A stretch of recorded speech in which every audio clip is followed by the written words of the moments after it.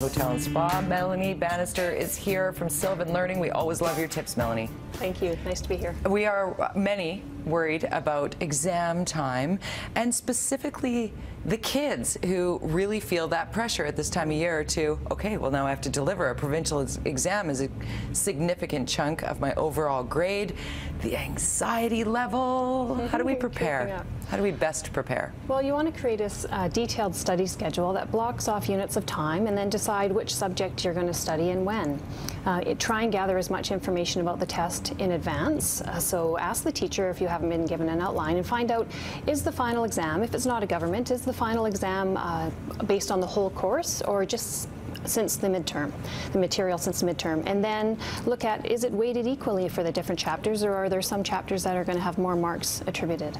And then find out what types of questions. Are they objective questions such as true, false, multiple choice, yeah. Or are you going to have essay test questions or short answer questions? Okay, that makes a whole lot of sense. Be proactive. Talk to your teacher. Ask those questions, because the teacher might not be giving that out as part of the curriculum, or assume that that is already understood. Exactly. Okay, so you're taking a study schedule, 15 minutes on math, 15 minutes on social studies, 15 minutes on that focus, right? Yes. Can it be as little as that, or like what are we looking at? Well, you don't want to be blocking off units of time that are too large, because kids can only focus for so long at a time. So you're better to do smaller chunks with breaks in between. And as far as what to focus on, take a look at old exams and old assignments. They're a valuable source of information to tell you where were your weak areas, where do you need to spend a little bit more time reviewing. Also, try and anticipate test questions based on those old exams. Listen to your teacher. They often give really important hints during class. If they say, this is an important topic, or let me repeat this again, or they might be really obvious and say, this would make a great test question. So if they do that, make sure you mark in the columns along there so you come back to that later to study a little bit more. And certainly if that's not a topic you're familiar with, that is definitely where you need to go next, because you need to work on those areas that you know are your weaknesses. Yes. You don't want to go into an exam going, I'll just wing it.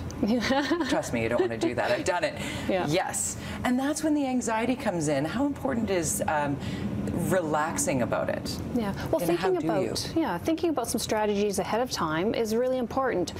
Kids, when they're really nervous and they haven't thought about their strategies, they'll get into the test, sit down, start at number 1 and go, and then panic when they don't know number 1.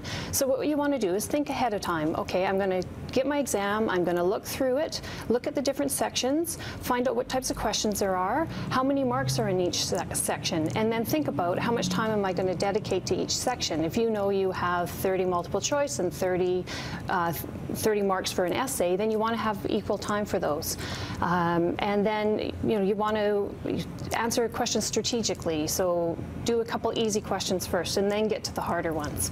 And that's what you were saying before, is looking back. How do you look back on past tests if you didn't keep them? Can you go to your teacher and say, can I look at the other tests from earlier in the year? Is that something that's doable? Yeah, often the teachers will let you come in and look those tests over. Often they'll have those review classes where they will hand back the tests and they can spend time during those classes reviewing. Maybe you can see if you can come in during lunch or after school if you want that extra time.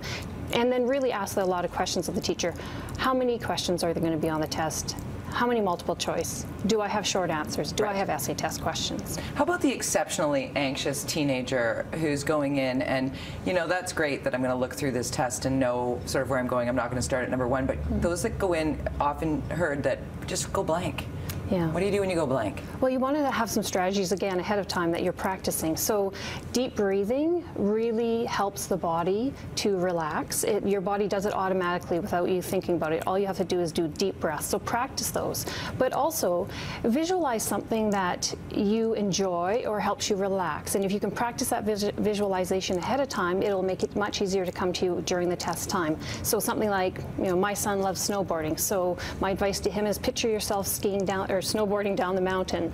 Other kids might like being on the water or the beach, so imagine the waves crashing and feeling the sand in your toes, and practice that in advance. That's not just great advice for kids, that's great advice for everybody. Melanie Bannister.